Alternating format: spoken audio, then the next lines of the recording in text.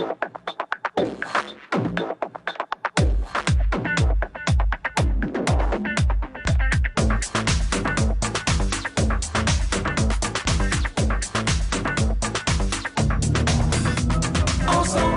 vivons le bonheur d'Algérie. Ensemble, apprécions les couleurs d'Algérie. Le soleil, les merveilles du pays, un réveil de fraîcheur et de vie. Ensemble, vivons un moment de nostalgie. Vous avez les couleurs, le bonheur, le beau jour d'Algérie. Mesdames, Messieurs, bonjour à tous et je suis très ravie de vous retrouver en cette matinée du 17 juillet 2020 pour 1h30 de direct en votre compagnie. Alors, ce matin, en compagnie du Dr Benachnou, encore une fois, on va revenir sur la Covid-19, on va encore revenir sur ces mesures barrières, notamment avec cette flambée, malheureusement, des cas donc, de contamination. Djaoudet Gsouma sera aussi parmi nous ce matin. Il va donc il va partager avec nous une série de quelques titres donc, de livres qu'on pourra lire en ces temps donc, de saison estivale. Alors aussi Amine Messili, lui sera parmi nous ce matin. Il va encore nous parler de quelques astuces de cuisine, de quelques astuces de boissons rafraîchissantes en ces temps de saison estivale encore une fois. Alors, avec le Skype ou par le Skype, alors nous allons parler, donc nous allons nous intéresser ce matin beaucoup plus à la science du moment que Dominique Légleux, qui elle est donc scientifique, elle est journaliste, elle est directrice donc de la rédaction du mensuel Science et Avenir, avec elle nous reviendrons sur donc comment beaucoup plus s'adapter à la vie avec la présence du coronavirus, notamment en l'absence donc de tout traitement ou encore de vaccin. Djamel Blaïb, qui lui est conservateur de la DGF, ou la Direction Générale des Forêts au niveau de Tipaza, avec lui nous allons revenir sur un événement heureux pour la nature du moment que Tipaza dernièrement a observé le retour donc d'une espèce qui a disparu depuis quelques décennies. Il s'agit de l'hyène rayée, du moment qu'on a observé le retour d'un couple d'hyènes rayées. Donc qu'en-est-il de l'importance du retour de ces espèces donc pour la biodiversité et surtout pour l'écosystème algérien. Donc voilà un petit peu pour le programme de cette matinée. Mais avant de retrouver notre premier plateau, je vous propose une pause musicale en compagnie du groupe Day, Maria Maria, et on se retrouve juste après.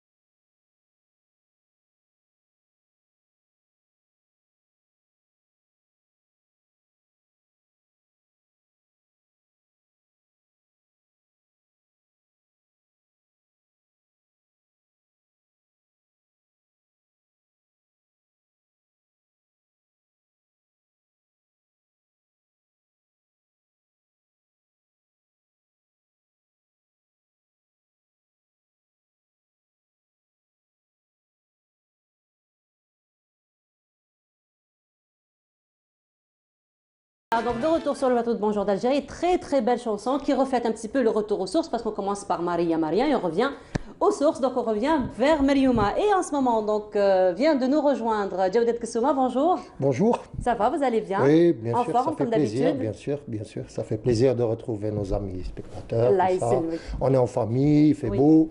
Il fait beau, oui, c'est Voilà. vrai qu'il fait beau en ce moment, il ne fait pas très chaud. Donc, Voilà. Alors, elle était très belle, la chanson donc, du groupe Day. Ah oui, Ça Day, reflète quand même ce retour aux sources, hein, il faut le dire. Oui, hein. Day, c'est-à-dire leur Brouali de la fin Oui. va être, je pense, historique et va être culte. Parce que justement, c'est ça la transition qui fait ce changement de rythme fabuleux. Et les paroles sont aussi très révélatrices, très fines. Day, ils ont une capacité d'adaptation extraordinaire dans la musique. Parce qu'ils cherchent beaucoup, ils lisent beaucoup, Oui. j'ai beaucoup échangé avec eux. Donc c'est vraiment un groupe très bon, quoi. Mais c'est vrai que même sur le. Au Brésil, d'Aroha, là. Ah, quand même, hein. Ah, quand même. Il y a quelques temps, quelques mois. Oui, parce que même sur le clip, on l'a vu, cette représentation finalement du retour aux sources à travers la tenue traditionnelle, à travers les traditions, les bougies, etc. Donc finalement, il y a un joli retour vers les sources. Alors, il y a aussi Dahman Harachi finalement qui a versé un petit peu, enfin bien avant, bien entendu, dans, ce même esprit. Il faisait la comparaison, pardon. زوج حمامات في قصر دونك يباردو وحده محنيه والاخرى ما محنيه دونك يبارلي ان بو كيما حنا كنا نقولوا بكري لا فام كي تلبس الحايك l'autre civilisé, donc on avait une certaine dénomination, un contraste. Et lui, il avait fait ça et la chanson elle était très intéressante. Quand on comprend bien les paroles, justement, il fait la comparaison entre la femme qui est traditionnelle et l'autre qui est entre guillemets civilisée, qui n'est pas, donc qui est très coquette. Toutes ces choses-là sont intéressantes. Donc, entre guillemets, le corpus, c'est-à-dire tout ce qui concerne un sujet, la chanson algérienne serait intéressant à découvrir. À découvrir, à travailler, à étudier. J'ai un copain d'ailleurs qui travaille sur Amar Zahi et ça va être surprenant. De voir justement, c'est une étude de contenu qui est très intéressante à découvrir. D'accord. Voilà. Très bien. Alors, Djawdet, il faut dire que ces temps-ci, nous avons quand même perdu une grande figure de la chanson algérienne, Mohamed Felkibi, Allah yarhamou, oui. Pas seulement de la chanson algérienne, mais des arts plastiques aussi. Des arts plastiques, parce qu'il est... Il avait une petite échoppe, juste il fabriquait, je crois, les coffres et tout ça. Tout ce qui est vitrail, de la décoration. Miroir et décoration. Les arts appliqués, c'est justement, des miroirs et tout ça. Et c'est un personnage truculent, vraiment, c'est avec beaucoup de tristesse. Mais en même temps, c'est avec une certaine bonhomie, une certaine affection. Il y a beaucoup de tendresse qu'on l'évoque parce que c'est un bonhomme. Moi, il me rappelle un peu la chanson de Jacques Brel. Il dit quand je mourrai, c'est-à-dire je veux qu'on rit, je veux qu'on danse. Parce que c'est des personnages qui ont laissé une ambiance d'humanisme, d'humanité. C'était toujours rigolo d'aller dans son échoppe. Il n'était jamais avare d'une confidence. Et en même temps, il avait un soin, un bonheur de vous raconter comment il avait fait telle chose. Comment il avait ciselé ça, ou alors comment il avait dessiné. Et il faisait plein d'arabesques aussi à l'accordéon, je crois. Et donc, il avait un mur d'images, la basse casse-bas, et donc il vous commentait tout le temps. Et donc, c'est très sympa. Je veux dire, ce sont des personnes qui sont parties, mais qui nous laissent une atmosphère chaleureuse. Voilà, ils sont partis physiquement, mais ils ont laissé un tas de souvenirs chaleureux, plein de bonhomie, de sympathie. Un patrimoine musical, et aussi, un patrimoine effectivement, un cinématographique. patrimoine, bien sûr. Il a été de l'aventure d'El Gosto. Effectivement. Et l'ambiance était, voilà, entre guillemets, entre vieux roublards. C'était assez intéressant. J'ai assisté à quelques parties du tournage d'El Gosto et franchement, c'était très rigolo, très sympathique. Effectivement, il est aussi élève de l'Anqa. Entre autres, oui. Il a le conservatoire d'Alger. D'ailleurs, Gusto a pris aussi naissance dans ce conservatoire d'Alger, قدام البلدية تعود قريش, pas très loin de Sahtuhada. Et c'est une aventure. Il y a beaucoup de gens qui ont été justement de près ou de loin, hein, et c'est très intéressant. Alors, en 2015, il y a eu le festival donc, international de jazz. Et justement, c'est donc le festival qui a été organisé au niveau du TNA en collaboration donc avec l'ambassade des États-Unis. Et là, donc c'était le mois du jazz plutôt. C'était le mois du jazz. Et donc il y a eu un concert qui a été donné donc par Al Gosto.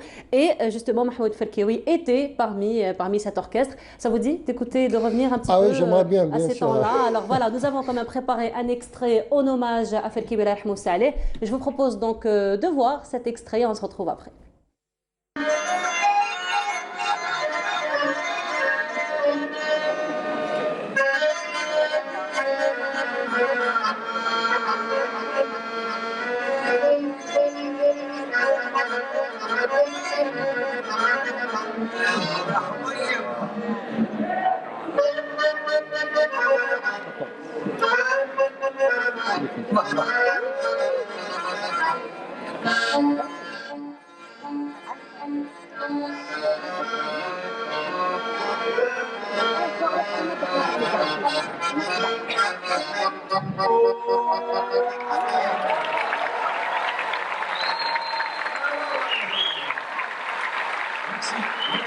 Un magnifique solo donc de Marhoum Mohamed Ferkioui. Donc on l'a vu un petit peu sur son accordéon. Oui, mais l'accordéon était toujours في الحانوت تاعو شغل accroché comme un trophée. Et oui, il était truculent. C'est un peu musique arabo-musulmane, judéo. Voilà. Donc ça a fait le tour du monde. Cette musique a fait le tour du monde. Le jazz, évidemment, bien sûr, on a quand même beaucoup d'appartenance. Et je vous informe qu'il y a beaucoup de jazzmen qui sont issus de beaucoup d'Algérie. Martial Solal et tout ça, ils sont issus d'Algérie. Donc il y a des tonalités et tout, et Ferkioui n'est pas en reste par rapport à ça. L'accordéon qui parle beaucoup. Voilà. Donc c'était un hommage que nous avons tenu à lui rendre en cette matinée. Donc on rappelle qu'il nous a quitté à l'âge de 80 ans suite à une longue maladie. Donc voilà, il a laissé un très beau patrimoine, non seulement un patrimoine musical, mais aussi donc, tout ce qui était objet d'art, du moment qu'il était artiste aussi. Donc il se spécialisait un petit peu dans la décoration des objets et aussi dans le vitrail. Voilà, alors on revient un petit peu à ce que vous allez partager avec nous ce matin. Oui, donc cette fois... Alors encore une sélection que vous avez préparée pour nous ce matin? Oui, bien sûr, on va partager un peu avec nos amis spectateurs une vision du monde qui, pour moi, est dans l'ensemble un peu de ce qu'on va voir, qui est rassurante parce qu'elle nous précise les choses, mais qui nous dit quand même qu'il faut changer les choses. Donc moi, je suis d'un tempérament très optimiste, mais c'est un optimisme de raison, parce que souvent on a envie de se frapper la tête contre le mur, quand on sait qu'on peut être mieux et qu'on ne le fait pas. Voilà, c'est ça un peu le problème. Donc je me suis fait une petite sélection que je vais partager avec nos amis lecteurs sur des grands frères, moi j'appelle ça des grands frères. Encore des ovnis de littérature? Non, ça, justement, ceux-là, ils ont les pieds sur terre. Ils ont les pieds sur terre, et voilà. bien sur terre, donc j'ai choisi un regard sur 4 ou 5 intellectuels qui sont encore d'actualité. Donc on va commencer par un petit ouvrage, ça peut-être qu'on peut dire que c'est entre l'OVNI. Je ne sais pas comment le cadreur va s'arranger pour viser, parce qu'il est très petit l'ouvrage. Donc c'est variation sur un poème autour d'une histoire qui s'est passée entre Mahmoud Derwish, poète palestinien emblématique, et Edouard Saïd, intellectuel, mais alors là, intellectuel libanais, palestinien, américain, libanais, Palestine, tout ça, multinational. Pourquoi je dis ça? Donc, c'est un ouvrage qui est paru au Chèvrefeuille étoilé. Donc, on a beaucoup de, ici, dans les librairies et tout, on a beaucoup d'ouvrages du Chèvrefeuille étoilé. C'est une maison d'édition qui est en France et qui travaille beaucoup avec les intellectuels algériens. D'accord. Il y a eu par exemple beaucoup d'ouvrages, justement, Les Chèvres Noires sur un champ de neige, qui était un recueil de poésie. Et ce recueil de poésie a réuni tout un ensemble d'intellectuels algériens, de poètes. On avait Mohamed El Ghouati, Denis Martinez aussi, Dominique Devine qui est la compagne de Denis Martinez, plein de peintres. Il y avait Abdel Khorissat, il y avait moi, avec Karim Sergoua, et beaucoup de poètes, Tahar Djaoud et tout ça. Donc c'est une maison d'édition qui travaille beaucoup avec les Algériens. D'accord. Donc là, on a un ouvrage de Amina Azzabkat, qui est un professeur de littérature comparée à l'université de Blida, mais qui est aussi professeur de littérature africaine. Et donc, elle est très, très spécialisée dans tout ce qui est littérature, justement, africaine, mais aussi méditerranéenne, tout ça. Et là, elle anime aussi l'espace PANAF du Salon du Livre. D'accord. Donc, c'est un personnage avec Afifa Brarhi, avec Najat Khedda et tout, qui sont aussi des grandes sœurs, qui proposent toujours un travail sur nos racines, sur l'africanité. Najat Khedda qui travaille beaucoup sur Mohamed Dib, donc elles sont vraiment productrices d'un nouveau paradigme de lecture de la littérature africaine et autres. Et là, elle nous propose un petit ouvrage qu'on peut trouver, hein, si on cherche bien dans les coins un peu. Voilà. On peut le trouver, ça s'appelle Edouard Saïd, Variation sur un poème. Alors, Edouard Saïd est né à Jérusalem en 1935 et il est mort en septembre 2003 à New York. Il est né de parents, il était professeur de littérature comparée à l'université de Columbia, donc l'université de New York. Et il avait créé avec Daniel Barenboim le West Eastern Divan Orchestra, composé de jeunes musiciens arabes, juifs et européens. C'est une initiative où il a nommé ça comme une arme de construction massive. Lourd, pour ça. transcender, voilà, C'est c'est une lourd, arme ça. lourde, mais qui est nécessaire à Oui. notre humanité, à notre monde. Et donc, c'est un personnage qui a quitté la Palestine en 1947 et il va poser, Edouard Saïd est vraiment le personnage le plus complet pour nous expliquer c'est quoi l'identité, c'est quoi l'identité, la nationalité, toutes ces choses-là. Parce qu'il est finalement, il ne reviendra quasiment jamais en Palestine et il va poser plein d'interrogations sur l'identité, sur l'exil. Et après, il va produire évidemment des livres sur l'orientalisme et l'exotisme. L'orientalisme, comment l'Occident nous voit. Alors que... Et puis il faut dire qu'il est bien placé pour ça, parce qu'il Voilà. est déjà Voilà. à l'extérieur, donc il peut apporter ce regard extérieur. Voilà, donc finalement. cette notion d'identité et tout, il va la confronter justement. En premier lieu, je pense que c'est une arrière-pensée ou un leitmotiv par rapport aux Israéliens et aux Juifs plus en général, parce que le Juif transporte son identité dans sa tête, dans son esprit, et donc lui, il va confronter justement en disant que vous n'avez pas le seul monopole justement de cette identité, de ce questionnement sur l'identité. Et donc après, Mahmoud Darwish va écrire un poème sur Edouard Saïd, parlant justement de cette identité, de cet exil, de ce transport de soi vers le monde, avec toujours cette notion de la nation, de ce qu'on est, de notre personnalité au fond du cœur. Et qui va être un moteur de création. Et Amina Azzabkat va se poser des questions, va nous expliciter ce poème Et elle va justement parler de toutes ces choses-là qui construisent justement l'œuvre d'Edward Said, qui est fondamentale pour la compréhension du monde. Alors, donc c'est à lire voilà. vraiment de toute Surtout urgence. qu'il faut dire que toujours ce regard occidental a toujours un petit peu ses préjugés vis-à-vis donc tout ce qui est plutôt les pays orientaux, de tout ce qui est de l'Afrique. Et donc lui, il met tout cela en valeur. Entre guillemets, un occidocentrisme qui fait qu'ils croient qu'ils ont compris le monde. Oui. Alors que si vous connaissez, c'est-à-dire un peu la Mésopotamie, là, c'est ce qu'on appelait d'ailleurs cette ère dans laquelle vous avez l'Irak, l'Iran, la Palestine, toutes ces choses-là,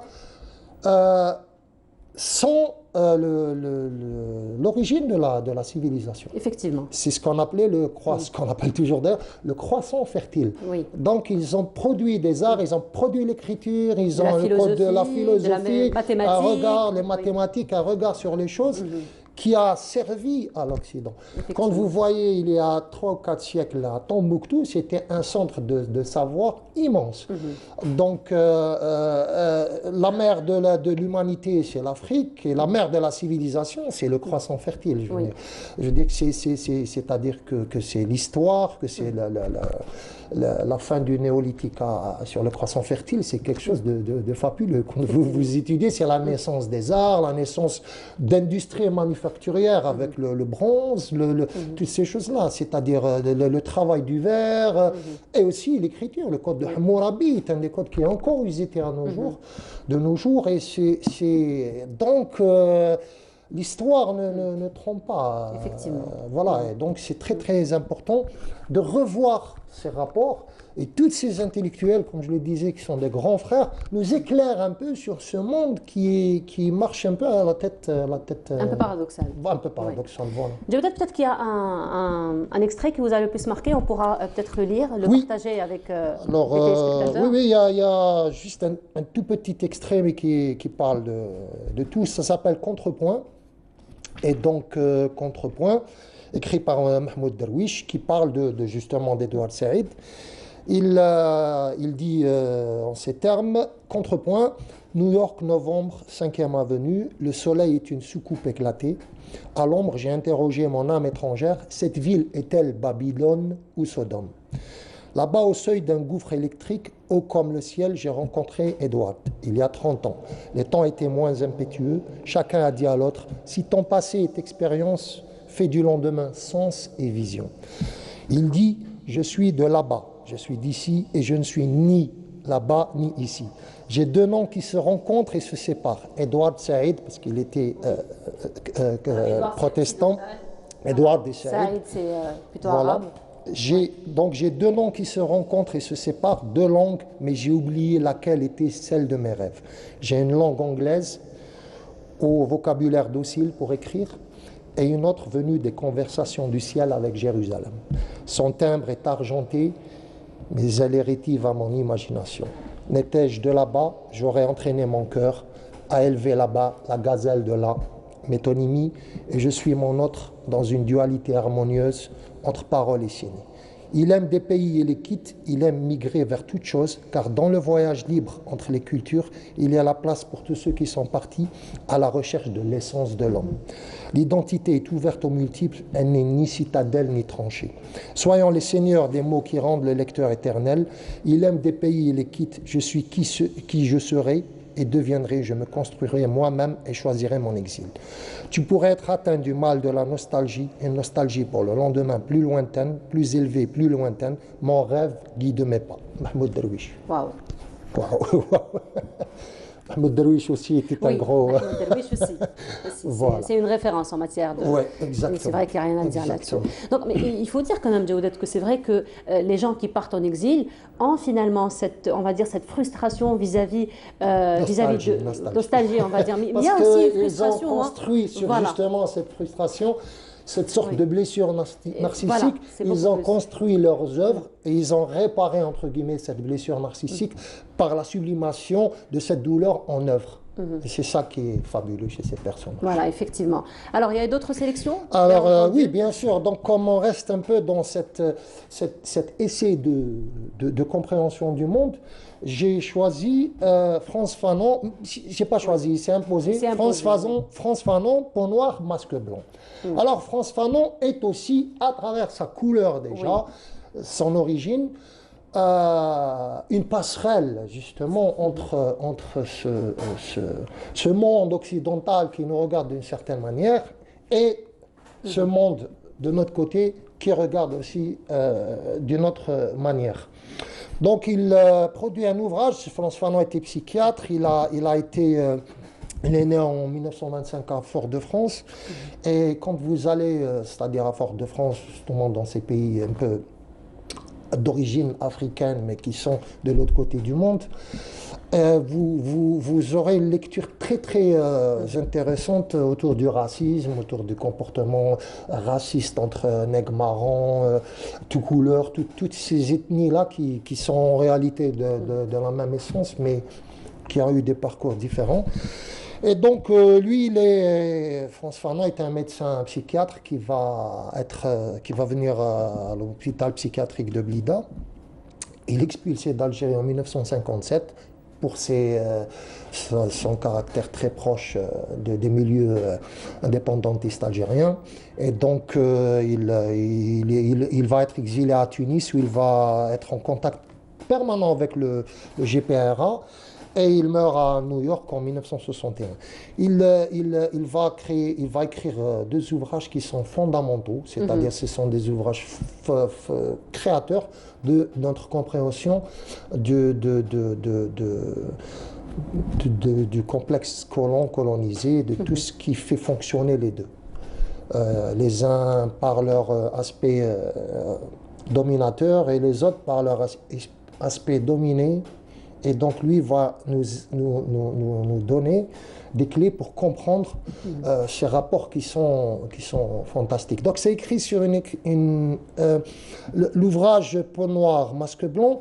Ça parle de la décolonisation. C'est un essai de compréhension justement du rapport noir et blanc qui garde, à l'époque où il a été écrit, toute sa valeur. Déjà à l'époque, on disait. Alors aujourd'hui, avec le mouvement BLM, Black Lives Matter, la question revient, mais alors là, d'une manière prégnante, d'une manière folle. Et quand vous lisez cet ouvrage, qui est écrit d'une manière assez digeste, mais qui reste assez technique, parce que lui, Frantz Fanon, décline tous ces rapports noirs et blancs à travers le concept de décolonisation. Il met ça sur la psycho, par exemple, là, il a un titre où c'est le nègre et la psychopathologie. Donc, nègre, là, dans le sens négritude, décliné par Aimé Césaire, qui n'a rien de péjoratif, comme aujourd'hui, les tenants de la bien-pensance. Je pense que c'est hypocrite, parce que quand vous faites de l'anthropologie, vous avez le caractère négroïde, donc c'est pas un problème tant qu'on n'y met pas la haine qu'il y a dans le terme. C'est pas finalement un concept du racisme. Voilà. Donc là, il nous donne tous les moyens de comprendre ces rapports. Il parle même de racisme dans les pays nord-africains qui regardent les Noirs d'une autre manière. Et donc, il décrit ces rapports et c'est terriblement d'actualité. Donc, ce livre est nécessaire. Moi, je l'ai en collection point, mais même en collection point, vous le retrouverez dans les librairies algériennes.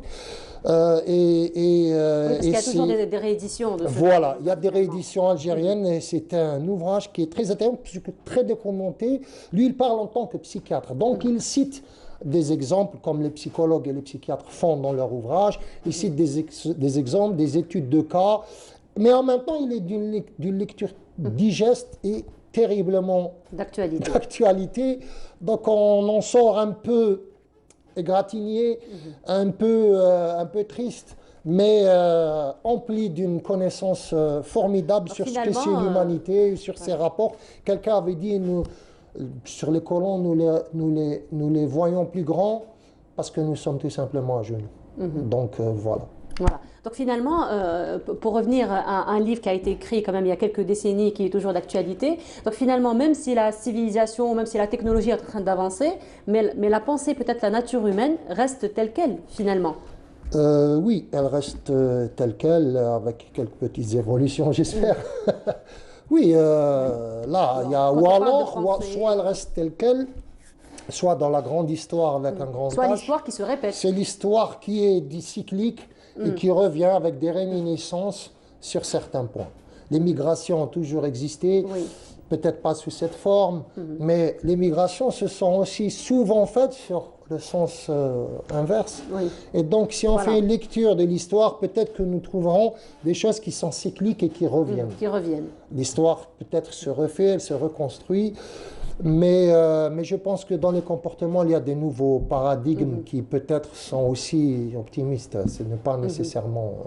Aujourd'hui, peut-être que si le racisme a fait une résurgence dans certains pays, il y a une contre-réaction. Mais il faut Ce dire que peut-être peut-être que le avant, il n'y en racisme- avait pas. Voilà, mais il faut dire aussi, Jawed, que le racisme n'a pas vraiment disparu depuis. Non, il n'a pas Il vraiment n'a pas disparu, dis- au contraire, voilà. C'est vrai qu'il s'est atténué il s'est depuis. développé, mais, Voilà. non, Il il y a s'est d'autres atténué, formes, il a peut-être d'autres aussi. formes, voilà. D'autres formes de Donc, racisme. il y a beaucoup de choses qui peut-être aujourd'hui avec la communication, avec toutes ces choses-là, sont plus évidentes, sont plus Voilà. apparentes. On fait peut-être pas de traite de noir à la même dimension qu'avant, mais ça existe encore sous d'autres formes. L'esclavagisme existe, mais sous d'autres formes. D'autres formes. Par contre, il y a une contre-réaction qui est intéressante. Il y a des intellectuels qui produisent des choses et il y a des mouvements. Le mouvement Black Lives Matter, par exemple, qui s'est diffusé à une vitesse fulgurante dans le monde, est une contre-réaction. Donc, ce qui est intéressant, n'était pas, effectivement. ce qui Voilà. est intéressant, parce qu'elle s'est développée, elle est plus puissante avec les moyens de communication, avec si vous voulez, le fait que les gens soient lettrés, Voilà. qu'on puisse communiquer à la vitesse de la lumière. Ça aussi, ce sont des paradigmes de comportement qui sont intéressants à découvrir. Voilà. Alors, vous le savez, Jawed, ces derniers temps, donc je passe peut-être sur un autre registre, mais vous savez que ces temps, donc là, on va ouvrir une parenthèse quand même qui est d'urgence, qui est d'actualité, que depuis quelques jours, nous avons malheureusement donc le cas de contaminés à la Covid-19 qui augmente, malheureusement. Donc, il y a ceux qui parlent donc d'une évolution du virus, d'autres qui parlent d'une deuxième vague. Donc, il y a beaucoup de débats autour de cela. Alors là, on va en parler justement par Skype en compagnie donc, du journaliste. Il s'agit de Dominique Léglue qui, elle est scientifique, elle est journaliste. Elle est actuellement directrice de la rédaction donc, du mensuel Science et Avenir depuis, donc, qui a été créé en septembre 2003. Alors, c'est une journaliste aussi qui collabore avec les éditions Lafon, et les collections bouquins. Alors, Dominique Léglue, est-ce que vous êtes avec nous? Bonjour. Oui, bonjour. J'espère que vous m'entendez bien. On vous entend très très bien. Merci beaucoup d'avoir accepté notre invitation. Vous nous entendez? Je vous entends parfaitement. Très bien. Alors justement, Madame Dominique, alors quelle serait un petit peu votre lecture ou votre appréciation par rapport à l'évolution de la Covid-19, mais beaucoup plus par rapport à la réaction des États, donc des différents États, donc pour contrecarrer la propagation de la Covid-19 et donc pour casser un petit peu la chaîne de contamination? Juste vous poser une question extrêmement difficile. On voit bien que selon les pays, selon l'organisation de santé, mais aussi politique, vraiment politique des gouvernements, on ne travaille pas de la même manière. Oui.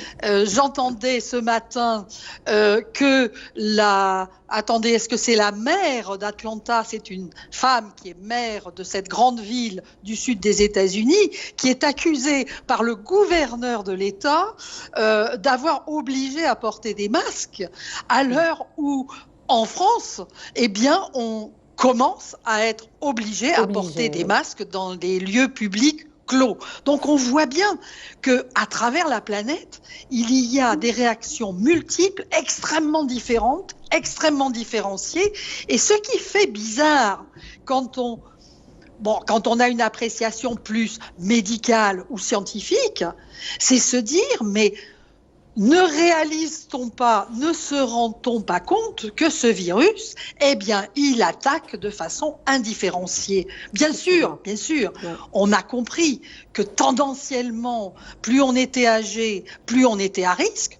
Mais pas seulement, il faut faire attention. Hein. Aussi, il y a eu quelques enfants qui ont été touchés, des gens d'une quarantaine d'années qui ont été touchés. Quand on a comme on dit, comorbidités, on peut être touché. Donc, comment se fait-il qu'il n'y ait pas une prise de conscience plus large? Moi, c'est ça qui me frappe.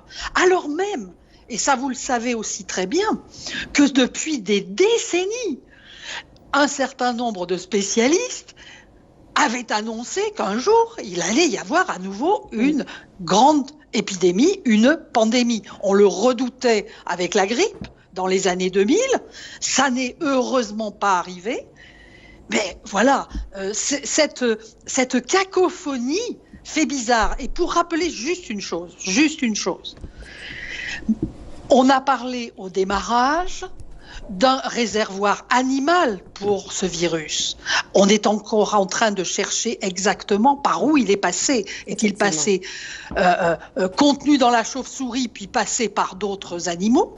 Mais ce qu'il faut comprendre, c'est que maintenant, au niveau planétaire, il y a des réservoirs humains, là où les gens ne peuvent pas se soigner ou bien où la politique est complètement hasardeuse, eh bien, il y a des réservoirs humains du virus. Ce qui veut dire, et ce qui devrait nous faire comprendre que notre planète et nos gouvernements et nos États et nos nations et nos peuples sont interdépendants. Donc finalement, et ça, c'est la leçon. Voilà. Donc finalement, chaque État, chaque pays vit son expérience donc de façon indépendante, de façon complètement différente d'une autre nation. Alors, Madame Dominique, toujours dans le même sens, le directeur de l'OMS a donc déclaré il y a quelques jours de cela que nous étions un petit peu condamnés à vivre avec la présence de ce virus, notamment en l'absence donc de médicaments, notamment en l'absence de traitements, de vaccins. Alors, à votre avis, quelles seraient donc les alternatives à une vie adaptée à ce genre de virus, donc en attendant qu'il soit éradiqué complètement? C'est tout à fait vrai que tant qu'on n'a pas de traitement dont on a démontré une grande efficacité, tant qu'on n'a pas de vaccin, et on peut se poser la question, y en aura-t-il un? On nous en promet, c'est des laboratoires, c'est des grandes entreprises.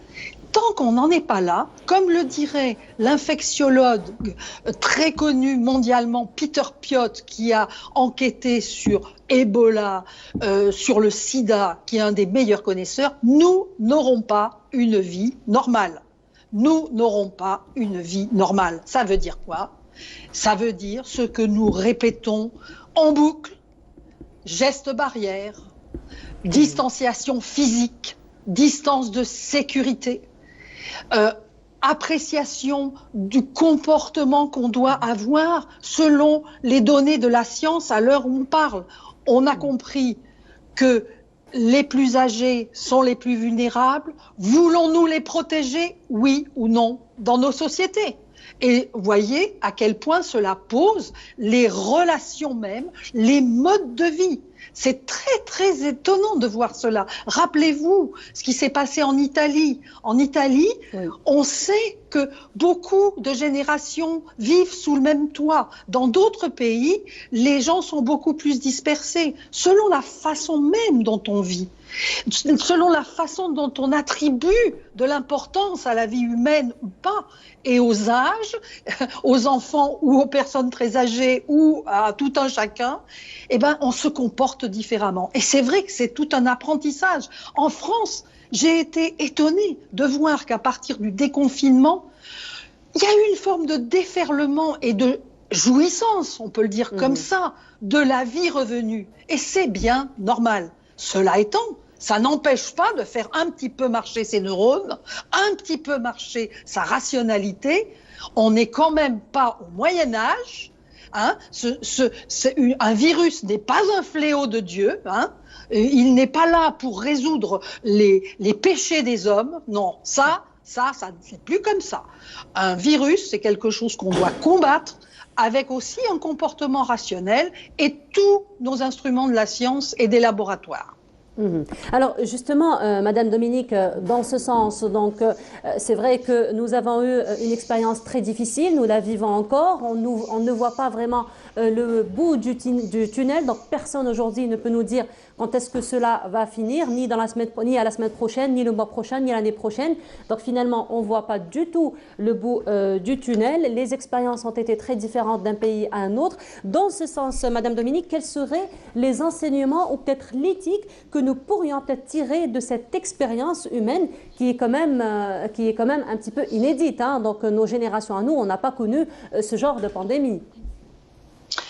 Non, ça nous fait réfléchir justement aux liens que nous entretenons avec à la fois nos frères et sœurs humains et aussi la nature.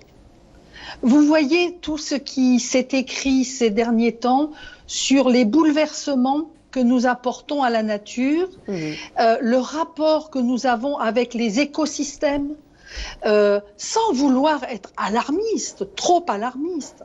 Mais rappelez-vous, on a commencé à poser ces questions de façon très claire avec le sida. On a compris que quand on déforestait, que l'on créait des nouvelles routes, eh bien dans le même temps, on bouleversait la nature, on bouleversait les rapports à la nature et on bouleversait dans le même temps les rapports humains. Et les routes du sida, ça a été une chose. On a compris que les virus circulent encore plus vite, quand je disais au Moyen-Âge qu'à l'Antiquité, hein, les épidémies, c'est pas nouveau, hein, c'est pas nouveau. Le bassin méditerranéen en a connu de formidables. Ça mettait un peu plus de temps. Maintenant, ce qui nous a frappé, c'est que le virus, en 3 mois, il a fait tout le tour de la planète. Et c'est pas fini. Donc, ça nous oblige à réfléchir à la place que nous avons, au bouleversement que nous entraînons. Et ça devrait nous donner un devoir de responsabilité. Quand vous voyez qu'un virus peut mettre une société à l'arrêt, ça vous interroge. Hein. Oui. Et là, vous pouvez faire de la philosophie.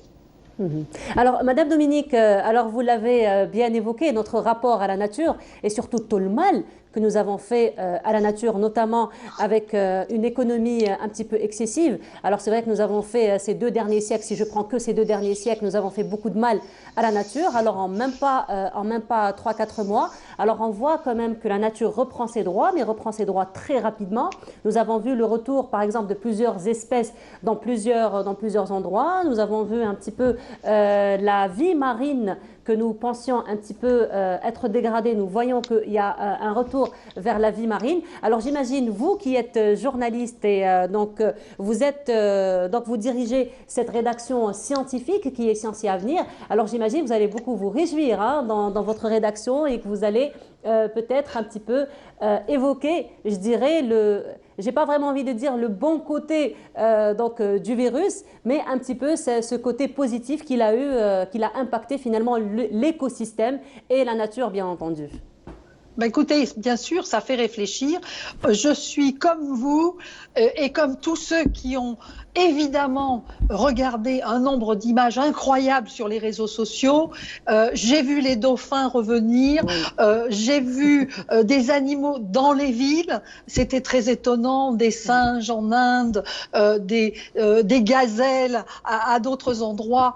Et effectivement, ça nous interroge. Ensuite, comment dire, il faut à la fois tenir plusieurs rênes. Il y en a un qui est celui de la rationalité, de ce que nous a appris la méthode scientifique pour, de façon sérieuse, chercher des solutions. Et dans le même temps, il y a ce rapport à la nature, une nature que certains pourraient vouloir sacraliser. Mais le problème, une fois encore, n'est pas là. C'est dans notre lien, dans notre rapport et aux autres et à cette nature, c'est là-dessus qu'on doit travailler, c'est là-dessus qu'on doit s'interroger.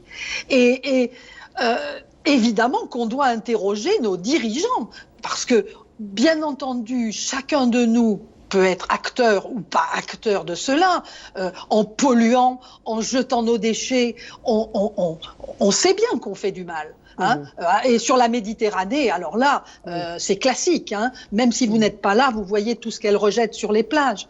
Mais nous pouvons interroger, nous devons interroger nos gouvernants, nous devons les pousser à prendre des mesures, et ça, c'est des mesures économiques, c'est des mesures qu'ils doivent négocier et avec la société et avec les entreprises et entre eux, je parle de la Méditerranée parce que c'est une région du monde à laquelle je suis extrêmement attachée comme française, et je me dis comment on peut dialoguer, hein, Espagne, Égypte, Algérie, Tunisie, Grèce, Turquie. Comment on fait? Et ça, c'est du boulot pour les années, les décennies à venir. Ça, je peux vous le garantir.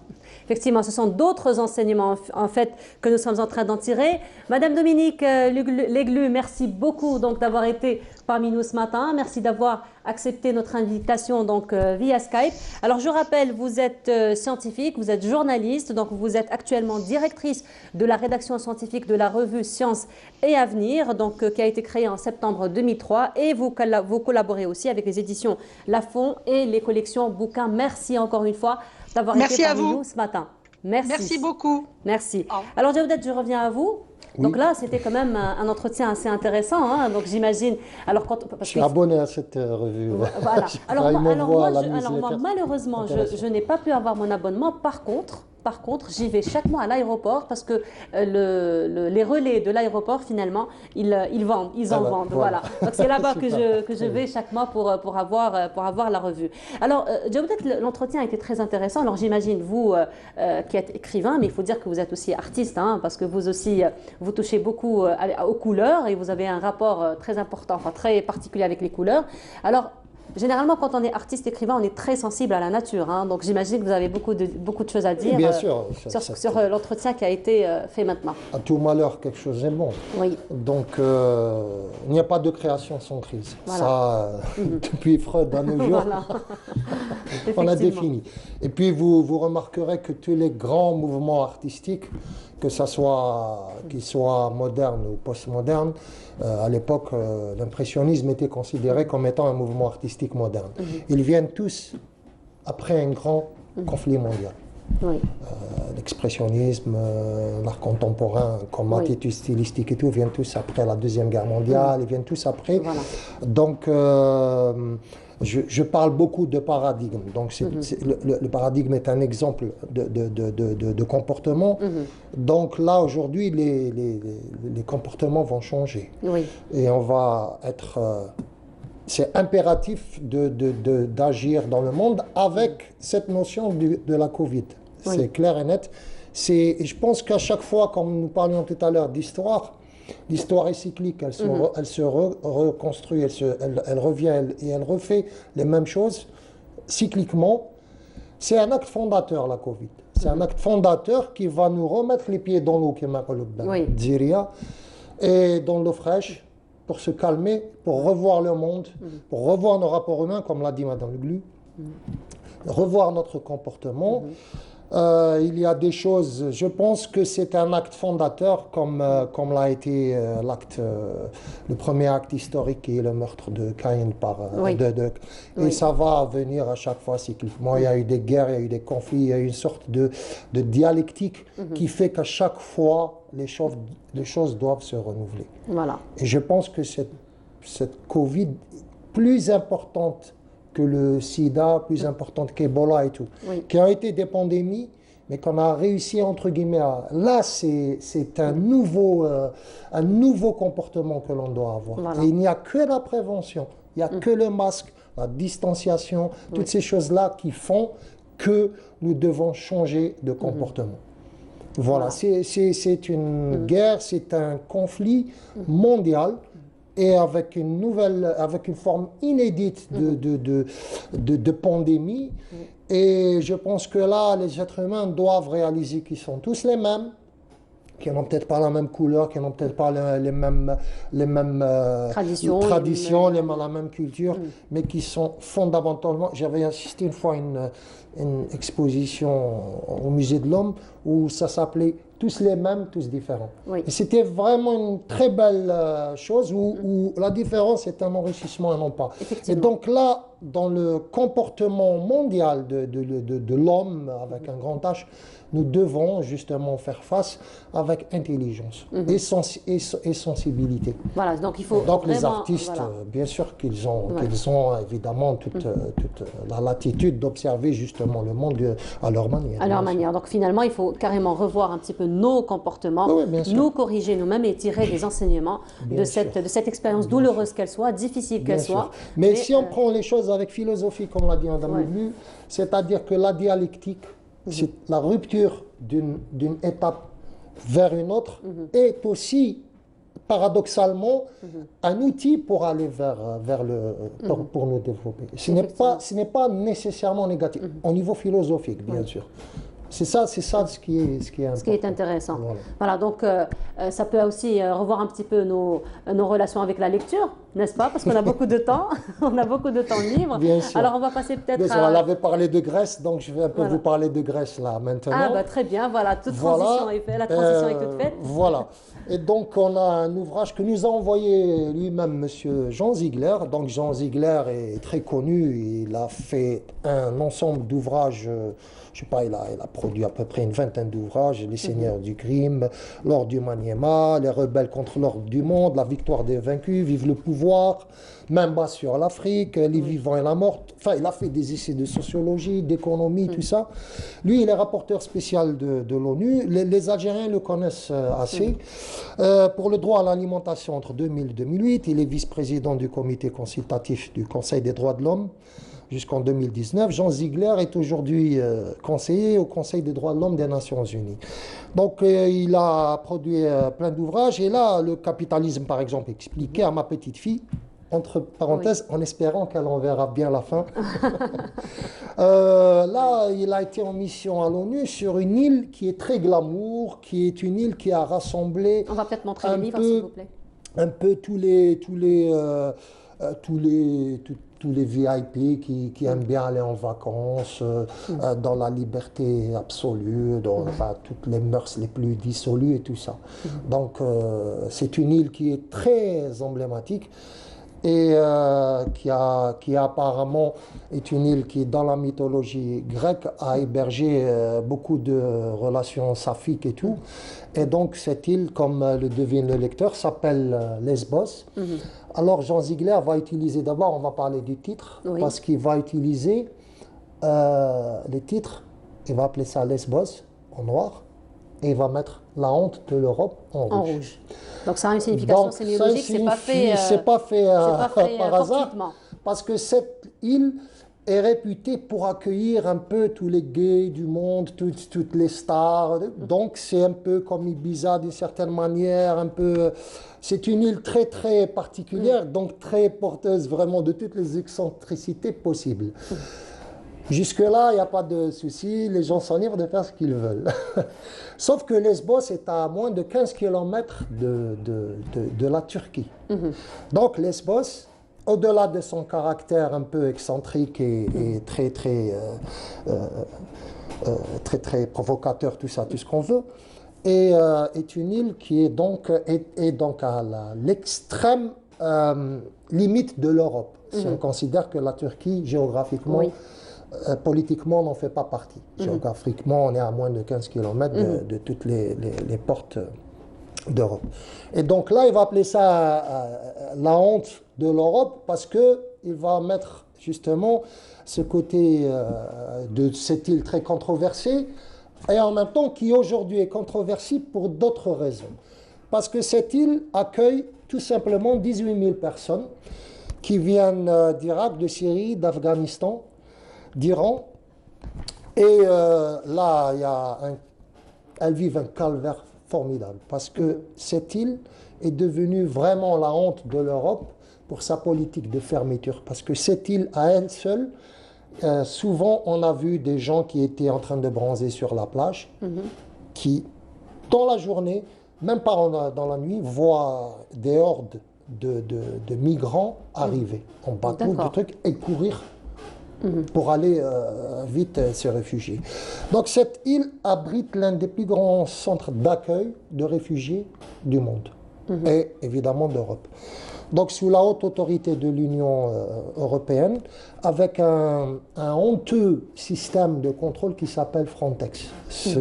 Honteux, je le dis, et j'assume ce que je dis, ce honteux système de protection, de contrôle, enfin de protection, c'est un lapsus, parce que c'est les Européens qui disent nous protégeons nos frontières, abrite donc surveille 18 000 personnes et qui sont sans cesse renouvellement, parce qu'il y a toujours un apport de migrants. Le flux de migration, et à moins de 15 km donc, des limites européennes, donc de la Turquie, et avec un système où quand ce camp-là est devenu quasiment un camp de concentration. Ça, je le dis aussi, j'assume ce que je dis. Et avec des poux, de la saleté, des rats qui envahissent, puisque les ordures s'entassent sur un mont qui est juste à côté. Il y a un système quasiment de torture, de comportement vraiment inhumain qui est indigne justement de cette notion de civilisation que l'Europe nous impose. Et donc Jean Ziegler va faire un rapport, il va faire un essai qui parle de Lesbos comme étant la honte de l'Europe. Et donc on a un nouveau regard sur cette île qui est terrible. Vous savez, Frontex, c'est des détecteurs de chaleur, des détecteurs caloriques qu'on met sous les containers pour repérer les humains qui traversent la frontière illégalement. C'est des caméras ultra sophistiquées qui peuvent vous repérer un homme à je ne sais pas combien de kilomètres. C'est des mitrailleuses. Alors là, quand je vous dis un camp de concentration, je ne suis pas très loin. C'est des mitrailleuses automatiques qui vous envoient un avertissement sonore. Et si vous approchez à moins d'1 mètre, à moins de 2 mètres, c'est-à-dire 1,5 mètre, elle vous tire automatiquement dessus. C'est automatique, hein, c'est même pas... La déshumanisation est telle que vous approchez de cette mitrailleuse à moins d'1 mètre et de 2 mètres et elle vous tire dessus automatiquement. Et c'est un système de surveillance ultra sophistiqué avec des satellites, tout ça, pour détecter des simples migrants qui viennent pour améliorer leurs conditions. Ils sont en guerre. Et Dieu sait que quand on fait de la géopolitique, vous verrez que la guerre n'est pas créée par justement ces... Hein, on voit ce qui se passe un peu en Libye, on voit ce qui s'est passé en Syrie, en Irak, au Mali, justement, en Birmanie, tous ces, à Hong Kong aussi, tous ces conflits qui sont créés d'une manière artificielle pour les simples bienfaits, entre guillemets, de la géopolitique qui fait fi de toutes ces anciennes traditions, de ces peuples qui méritent mieux quand même. Et Jean Ziegler, là, d'une manière simple, avec des dialogues, avec des choses qu'il parle de... Il évoque, par exemple, beaucoup de liens avec sa famille, il évoque des choses géopolitiques, il évoque... Il met des proverbes, des anecdotes. C'est une lecture vraiment fabuleuse qui est entre guillemets rassurante parce qu'elle nous donne l'exemple des lanceurs d'alerte. C'est devenu des lanceurs d'alerte qui sont très c'est édité chez Seuil et c'est un ouvrage vraiment. J'espère bientôt le voir vraiment sous nos cieux parce que c'est très important. Et je pense qu'avant que nous le lisions, les Européens puissent le lire et puissent savoir un peu ce qui se passe dans leurs frontières. Parce que souvent, il y a une sorte de cache-misère, de voile comme ça, qui atténue tout ce drame. C'est très important. Ils ont mis des moyens immenses pour fermer leurs frontières, alors que la cohabitation est beaucoup plus serait une solution beaucoup plus facile. Alors, Diop, toujours dans ce contexte donc, du combat pour la dignité humaine, pour les droits de l'homme, sachant que c'est les Européens donc, qui ont mis la déclaration des droits de l'homme. Ils ont mis 40 articles, mais après, ça serait bien qu'ils les respectent. Donc, toujours dans ce contexte-là, nous vous proposons une rubrique qui vient donc s'introduire dans le programme de Bonjour d'Algérie. Alors, vous savez que les archives donc, de la télévision algérienne algérienne, c'est carrément un patrimoine filmique. Et là, à chaque fois, nous allons faire un petit clin d'œil dans les archives de la télévision algérienne pour vous faire découvrir un moment nostalgique. Mais là, restons donc, comme disait si bien Djaoudet, dans ce combat de dignité, de la dignité humaine. Et ce sera en compagnie de Che Guevara, lui qui a donc visité l'Algérie en 1963. Et là, donc, dans sa déclaration, il parle un petit peu de cette dignité humaine, de la solidarité donc, entre les pays en voie de développement, justement contre l'impérialisme, contre le capitalisme, contre le colonialisme. C'était en 1963, donc on vous propose cette pause et on se retrouve juste après. Ce serait trop long d'expliquer tout. Et même d'expliquer tous les points de contact avec la révolution algérienne, je pense qu'il serait un peu long, un peu difficile, un peu lourd. Je pense que la principale, la chose où nous devions mettre l'accent, c'est que la base, le fond social sont les mêmes. Le problème du colonialisme ou de l'impérialisme qui pèse sur un pays oblige à ce pays à prendre des mesures pour lutter pour sa liberté. L'impérialisme, plus ou moins, prend les mêmes contre-mesures.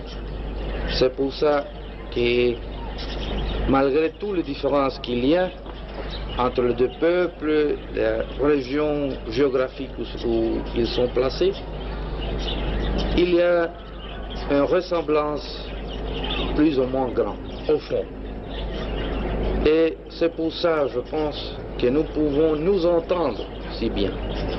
Et je pense que l'amitié, si grande et chaque fois si profond qu'il y a entre notre deux peuples, il se doit précisément à que nous pouvons nous connaître très bien, connaître notre propre pensée, notre idéal, notre besoin et connaître aussi nos ennemis qui, au fond, sont communs. Et je pense que ça, c'est là la chose importante. De se connaître. Voilà, donc ça a été une déclaration donc, de Che Guevara, lui donc, qui a visité l'Algérie en 1963, encore une fois. Donc là, c'était un discours. Alors lui, on le sait, hein, donc lui, c'est le grand ambassadeur combattant pour la dignité humaine, pour les droits de l'homme. Alors certainement, vous avez quelque chose à dire sur cette note nostalgique, mais encore d'actualité. La Sierra Maestra a été justement nommée, c'est la fameuse plaine dans laquelle ils ont combattu.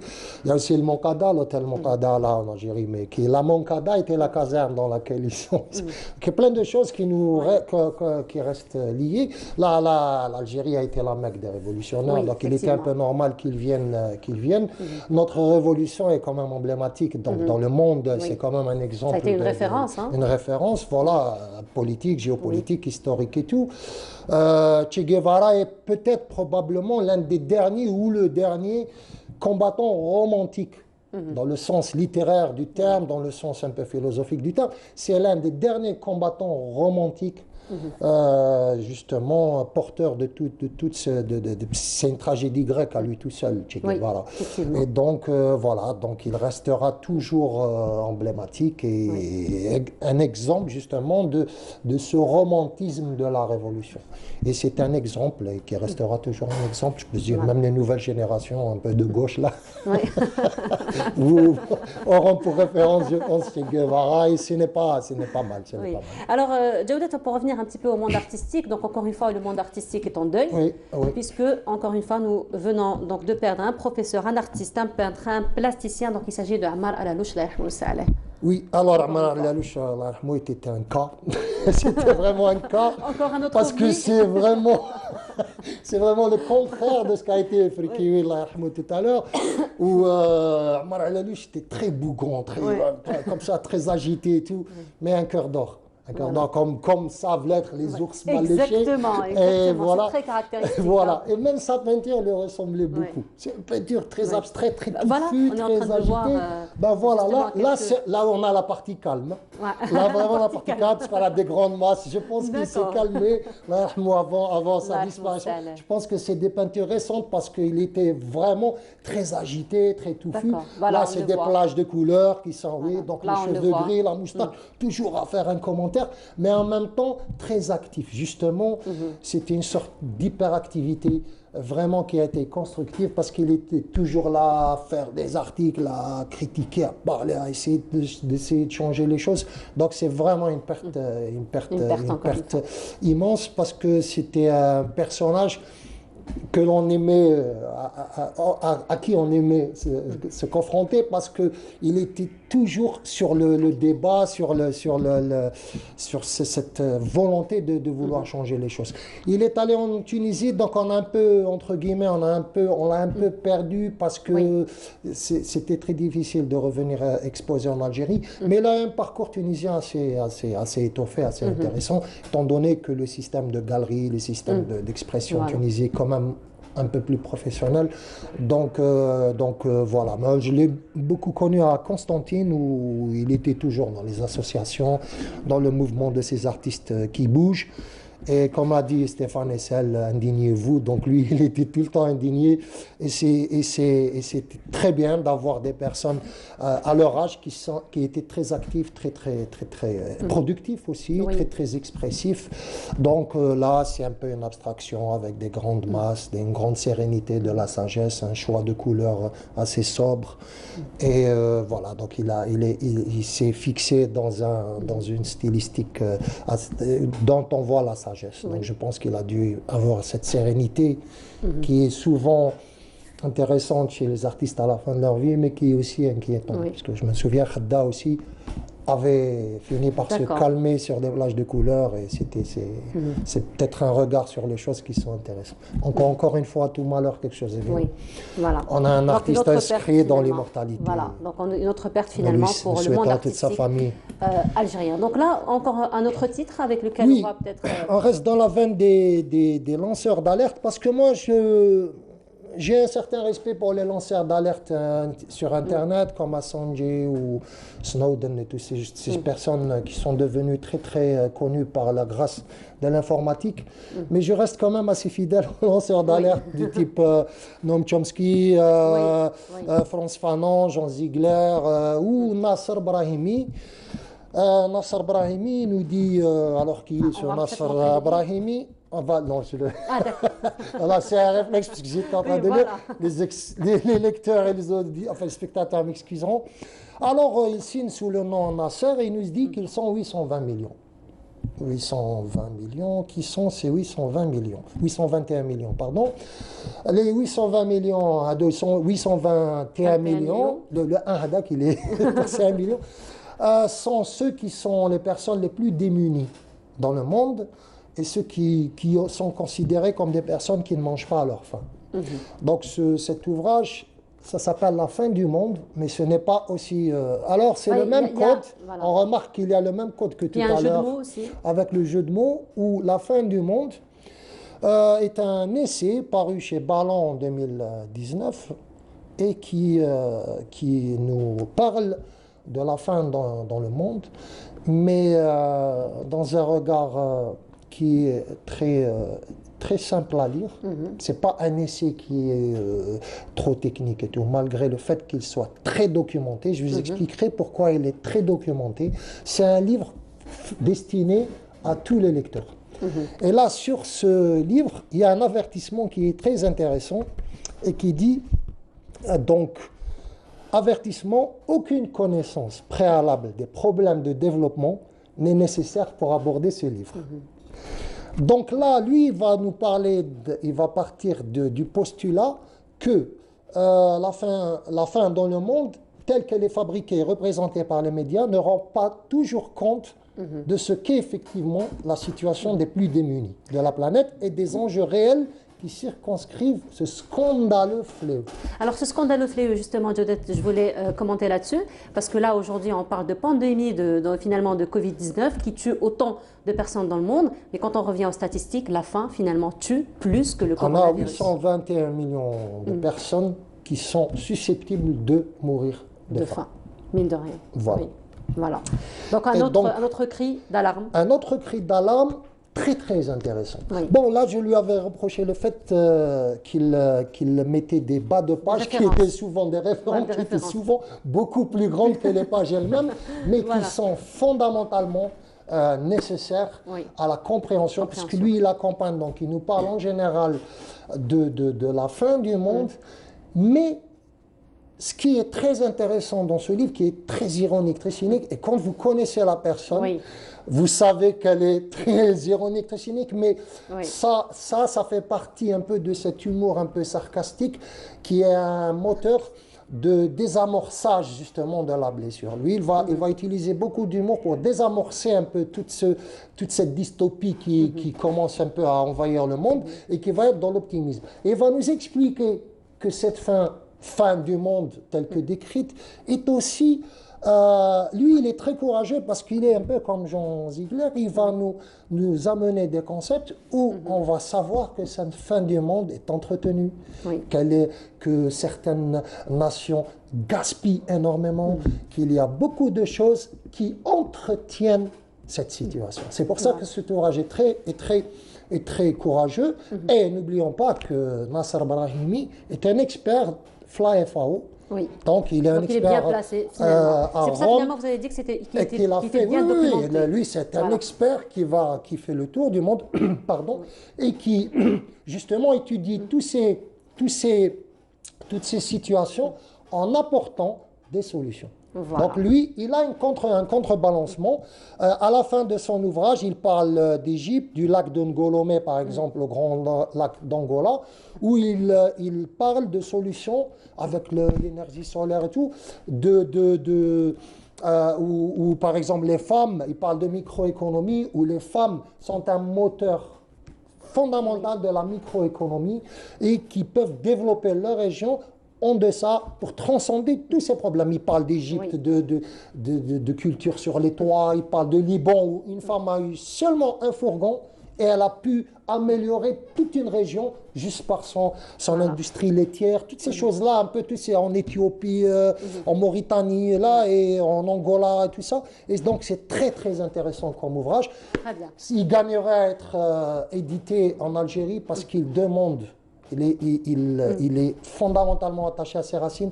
Il demanderait, ça serait bien que des éditeurs vraiment s'intéressent. C'est un ouvrage qui est destiné à tout le monde, très intéressant. Merci beaucoup, Jawdet, donc pour ce beau partage. Merci à Alors, Yazid, lui, notre rédacteur en chef, il sait très bien que vous allez donc vers tous ces cris d'alarme et il a choisi pour nous ce matin une note de douceur pour finir un petit peu avec toutes ces crises d'alarme. Voilà, des cris d'alarme, pardon. Vous parliez de femmes, alors les femmes aussi excellent dans la littérature, dans l'écriture. Et là, donc, c'est un livre qui a été donc écrit par Hayat Boukhelt, pardon, qui elle est donc journaliste, elle est enseignante à l'université et elle a donc écrit ce livre, alors qui est écrit en arabe. Donc j'ai fait un petit peu, voilà, j'ai fait un petit peu la traduction. Je sais pas si c'est une bonne poésie. Il était normal qu'une dame lui rende honneur. Voilà. Alors la poésie, donc j'avais fait une petite traduction. Donc la poésie et les contextes de perception. Sharia, c'est la poétique. La poétique. La poétique et après la poétique, donc et les contextes de perception. Donc dans les poèmes de Nazar Qabbani, une petite douceur. Alors là, c'est une sélection de Yazid, hein, ce n'est pas la mienne. Hein. C'est une sélection de Yazid. Je vais vous faire la lecture très rapidement et très vite vous allez la reconnaître parce que c'est un poème qui a été repris par l'un des grands chanteurs irakiens. Bien entendu, il s'agit de Kadim Saher. Alors là, qui dit après le Qaysar, voilà. Alors je ne vais pas le faire avec la mélodie parce que j'ai pas la voix pour. Alors, علمني حبك أن أحزن وأنا محتاج منذ عصور لامرأة تجعلني أحزن لامرأة أبكي فوق ذراعيها مثل العصفور لامرأة تجمع أجزائي كشظايا باللور المكسور. Voilà, ça c'était pour finir avec un petit peu une note de douceur après avoir fait un petit peu le tour. Je vais vous le voler vite fait. Alors, Yazid, je le cache ou je le laisse le voler? Alors c'est Yazid de décider. Jawdet, merci beaucoup donc, pour ce moment très agréable et nostalgique et malheureux aussi parce que nous avons quand même parlé de deux pointures donc, dans le monde artistique algérien qui nous ont, Allah yarhamhum, quittés, donc à savoir Alalouche et Ferkioui. Donc merci encore une fois d'avoir été parmi nous. Alors on va quand même rester avec cette note nostalgique que vous connaissez très bien, Jawdet. Nous allons repartir un petit peu aux années 80 pour revenir un petit peu à la sélection, donc musicale de la chaîne 3, de la radio chaîne 3. Et là, donc, c'est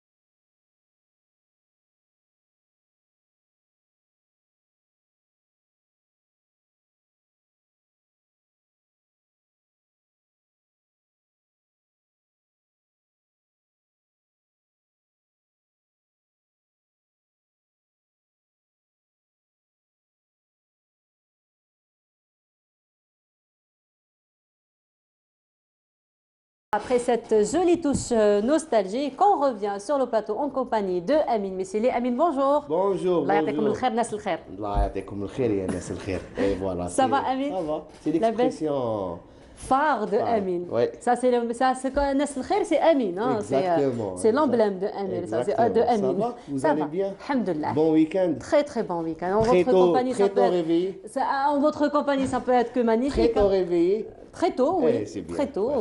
Si on est là à 9h, donc il faut être là, il faut se réveiller minimum à 6h. Exactement, je suis Exactement exactement d'accord. Pour être en forme. Pour être en forme, surtout. Donc c'est bien finalement de travailler le matin. Hein. Bien sûr. Voilà. La vie appartient à ceux qui se lèvent tôt. Voilà. Voilà. Amine, vous allez bien? Ça va, merci. Alhamdulillah. Alors Amine, ce matin, on va encore une fois, comme à chaque fois, donc partager avec vous quelques astuces. Encore une fois, donc de cuisine, peut-être de boissons en ces temps un petit peu chauds, mais surtout en ces temps de conjoncture. Donc à chaque fois, vous le rappelez vous-même. Donc vous dites qu'on ne mange pas comme on a l'habitude de manger, on ne boit pas comme on a l'habitude de boire, parce que la conjoncture ne nous permet pas finalement, donc on ne peut pas se permettre tout, d'autant plus que vous. On le répète à chaque fois, donc vous travaillez avec des confinés, donc vous avez un menu très particulier. Exactement. Avant juste de commencer de parler du confinement et des menus, je tiens à rendre hommage à tout le personnel qui appartient au groupe HTT, le groupe c'est-à-dire les hôtels publics. Les hôtels publics, donc tous les hôtels publics où les confinés viennent pour se confiner 14 jours. Donc tout le personnel a donné beaucoup de sacrifices. Donc je leur rends hommage à partir du plateau Brise d'été et je leur dis bravo et chapeau. Et à leur tête, M. Bounafa Al-Azhar, le président du groupe HTT. Alors, ils ont sacrifié de leur temps, de leur famille pour servir la patrie. Voilà, donc, alors on leur rend hommage aussi à travers vous donc, en cette matinée parce qu'il faut dire quand même que vous recevez beaucoup de personnes. Beaucoup de personnes, surtout l'hôtel Mazafran. Surtout l'hôtel Mazafran, on reçoit jusqu'à 900, 950. 1200 confinés par session. Par session, donc c'est finalement jusqu'à 1500 repas par jour. Exactement. Voilà. Exact. Plus 1500 repas, c'est 3000 repas par jour. Et le petit-déj. Le petit-déj. le petit-déj. Eh ben oui, le petit-déj. C'est le plus important en plus. Exactement. Exactement, plus. voilà. Et puis des menus qui sont soignés, donc pas n'importe quel menu. Ah oui, justement, c'est des menus qui sont élaborés par rapport à la conjoncture actuelle. Donc, beaucoup de produits où le pH est très élevé, beaucoup de vitamine C, c'est-à-dire nous, on coordonne avec les médecins Voilà. qui sont sur place. On a toujours des cellules de médecins qui sont sur place pour faire le suivi Déjà, des confinés effectivement. journaliers. Donc, on fait toujours des menus, c'est-à-dire élaborés et conseillés par les médecins. Donc, ils nous donnent les produits à utiliser et nous, on pioche et on cherche, c'est-à-dire comme la vitamine C, comme beaucoup de produits. Heureusement, l'Algérie est riche par ces produits-là. C'est un pays méditerranéen où la période des fruits et légumes, elle est toujours riche. Donc, la saison, elle est toujours riche. Donc, on pioche de cela pour pouvoir concocter des menus pour les gens, pour qu'ils soient, c'est-à-dire toujours en forme et avoir l'immunité toujours très élevée. Après, il y a un autre souci. Il y a des gens qui sont confinés et qui sont malades. Déjà, il y a des gens qui sont partis à l'étranger pour se soigner, pour des opérations, pour des greffes. Donc, ces gens-là ont des menus spéciaux aussi. Donc, il faut toujours être, c'est-à-dire en contact avec les médecins et les médecins traitants selon leur dossier et leur élaborer des menus, c'est-à-dire un menu spécial pour leur maladie. Comme les gens qui font les greffes et tout ça, surtout la Turquie, qui sont venus de la Turquie. Oui. Donc la majorité des gens vont s'opérer et se soigner là-bas. Donc c'est des gens qui viennent avec des traitements déjà spécifiques. Donc on est obligé de suivre à la lettre les menus. Donc c'est un travail... Et ce qui est intéressant, c'est que l'effort se fait en commun accord avec un personnel médical. Donc vous êtes bien orienté par rapport à cela. On ne peut pas. Quand on est dans un hôtel et on reçoit des confinés, on ne peut pas s'aventurer à faire des trucs. C'est-à-dire, on ne cherche pas que le goût. On a parlé l'autre fois, il n'y a pas que le goût. Voilà. Si on suit Amine adore le goût, donc il va s'accentuer sur des produits. Peut-être qu'ils vont pas. Voilà, c'est le goût. C'est un petit peu. Mais c'est toujours après. Exactement. Après, il faut toujours consulter des spécialistes. On a des nutritionnistes, des médecins, c'est-à-dire qui sont dans la nutrition et tout ça. Donc, c'est eux, ils nous aident, ils nous orientent. Ils nous donnent les produits, ils nous laissent libre choix de concocter les menus, mais ils nous donnent les produits qui doivent y être. C'est-à-dire la composition des menus, elle doit comporter de la vitamine C, de l'oméga 3, beaucoup de sels minéraux. Alors justement, Amine, où est-ce qu'on peut trouver tous ces éléments qui sont nécessaires? Déjà, sans la Covid, ils sont nécessaires pour le métabolisme, mais là, encore plus avec la situation actuelle. Alors, c'est très simple. En Algérie, tous les produits, on est plein de soleil, on est un pays qui est plein de soleil. Donc, on a la vitamine C à gogo, on a les sels minéraux dans les fruits et légumes à gogo, on a l'oméga 3 dans les poissons, dans différentes huiles comme l'huile d'olive et tout ça. Et tout ça, il est bénéfique pour nous les Algériens, on n'a pas ce genre de problème.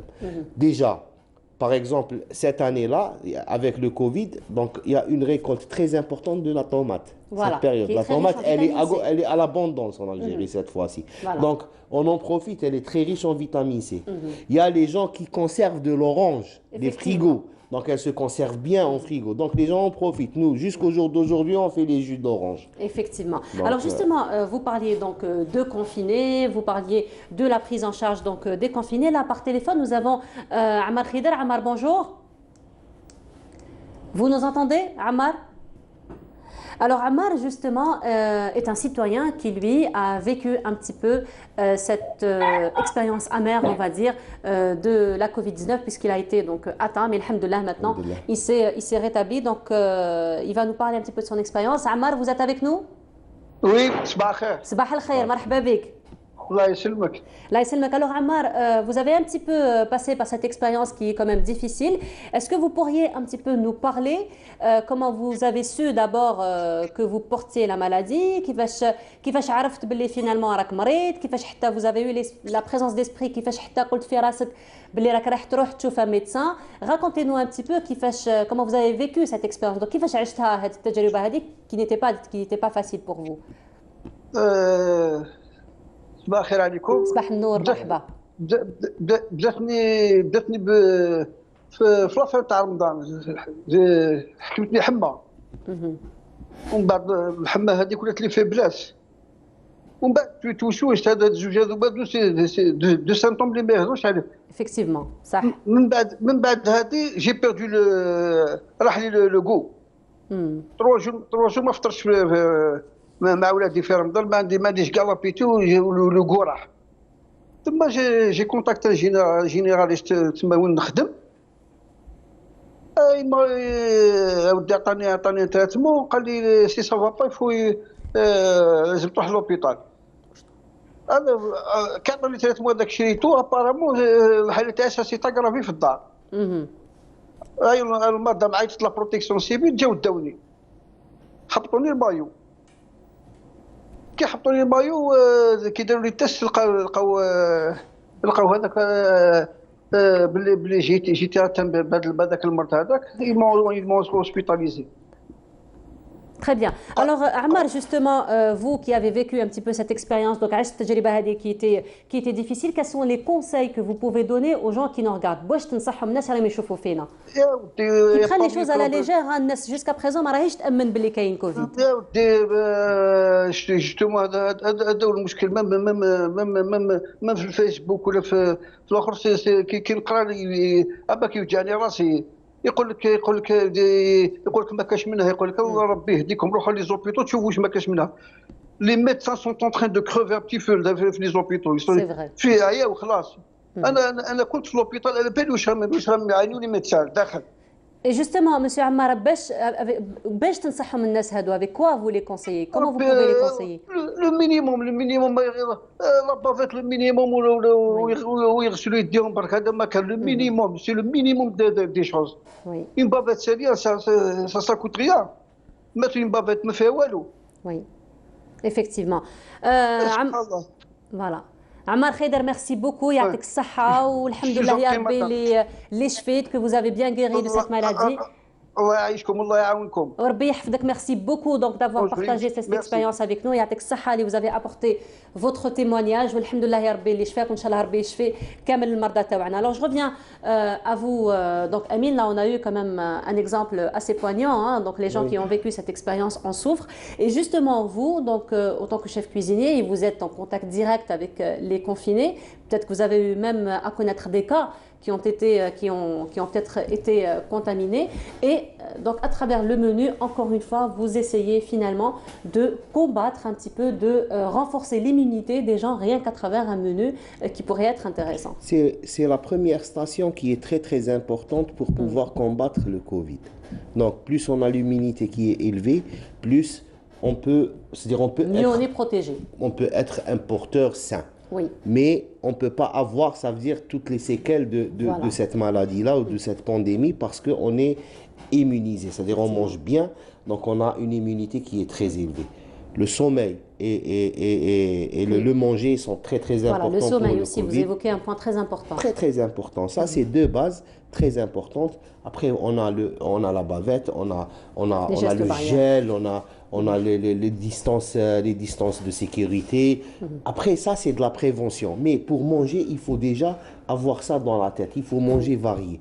Tous les gens, c'est-à-dire, cette période-là, elle est bénéfique d'un autre sens, où les gens mangent plus à la maison, ils font des produits frais, ils sont en train de préparer des menus. Hein. Ça, c'est un avantage. Et les gens, quand ils commencent à manger comme ça, soyez sûrs que c'est le premier remède, c'est-à-dire déjà contre toutes les maladies, pas que le Covid, toutes les maladies, les grippes, les faiblesses, tout ça, c'est la base. Si on a une belle assiette, on n'a pas besoin d'aller chez le... Alors, on rappelle, vous avez dit pH élevé. Ah oui, le pH très élevé. On a comme l'ail, l'oignon, on a les condiments qu'on a sont très très élevés en pH. Après, on a la vitamine C. Elle est, c'est-à-dire, il y a une diversité de produits qui comportent de la vitamine C. On a même, c'est-à-dire, après, on peut même se permettre le luxe d'acheter du kiwi chez le marchand de légumes parce qu'il est aussi très élevé, en vitamine C. On a la tomate, on a les oranges, on a le citron, on a le pamplemousse. Tout ça, c'est très très bien. Voilà, merci beaucoup, Amine. Après, je vais vous dire un truc. Très rapidement, parce qu'on arrive à la fin. Finalement, la femme algérienne, elle était en avance par rapport à la prévention du Covid. L'Adja. Elle portait de l'Adja. C'est vrai, effectivement. Alors, bravo la femme algérienne. Voilà. Amine, merci beaucoup d'avoir été parmi nous. C'est moi, c'est toujours un plaisir. pour le mot de fin. Pour le mot de fin. Vous Allez, savez, c'est la chose la vas-y. plus difficile. Je ne pourrais pas peut-être me déplacer parce que là, je suis un petit peu... Voilà. Je viens directement maintenant. Voilà, avec la caméra. Y a pas de souci. Juste, je vais vous dire que le rendez-vous, c'est pour demain à partir de 9h. Et on va finir le générique avec des photos en hommage donc à l'Armée Blanche, en hommage au personnel médical. Oui. Allez, je vous laisse faire. Moi, je vous dis au revoir. Je suis très contente. Et moi, je vous dis, nos téléspectateurs, nos fans, nos fidèles de Brise d'été, je vous dis à demain à 9h, c'est ça? 9h, oui. À 9h, à partir de 9h, soyez au rendez-vous, ça sera des moments de plaisir. Et on va finir... الحاجة دعينا بالخير نسيتها. Elle me coupe. Donc, tous les gens qui ont assisté, des médecins, je vous dis bravo, bravo, vous êtes notre fierté. On vous rend cet hommage-là. الحاجة ما تنساش تدعي لهم بالخير surtout. Pas nous, alhamdoulilah, on est là. Les médecins ont besoin de soutien ou d'awaikum. Salam.